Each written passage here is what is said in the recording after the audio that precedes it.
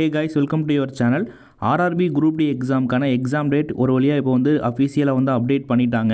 2024 notification release ஆகி இப்போ ரீசெண்டாக வந்து எக்ஸாமுக்கான ஷெடியூல் போட்டு அதுக்கப்புறம் கோர்ட் கேஸ் இது போல் போய் கோர்ட் கேஸோட ரிசல்ட்டுமே நமக்கு வந்து ஓரளவு ஃபேவராக கொடுத்தாங்க.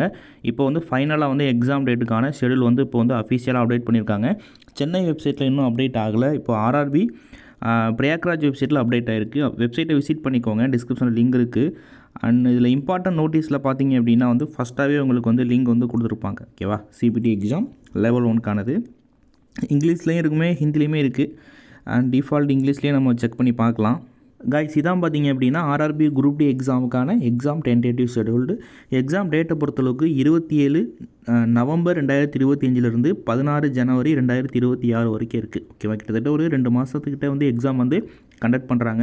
இந்த மாதம் 27ஆம் தேதி ஸ்டார்ட் ஆகுது. புரியுதா? நவம்பரில் நம்ம இருக்கோம் இல்லையா, 27 ஸ்டார்ட் ஆகி 2026 ஜனவரி 16 வரைக்கும் இருக்குது. இந்த வருஷத்துலேருந்து அடுத்த வருஷம் வரைக்கும் எக்ஸாம், ஜனவரி 16 வரைக்கும் எக்ஸாம் வந்து இருக்குன்றதை சொல்கிறாங்க.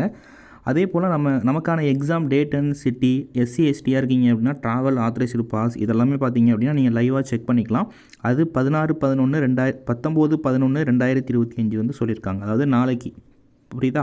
19/11/2025 நீங்கள் வந்து செக் பண்ணிக்கலாம். எக்ஸாம் சிட்டி எங்கே இருக்குது, டேட் எங்கே இருக்குது, என்ன டேட்டில் நடக்க போகுது.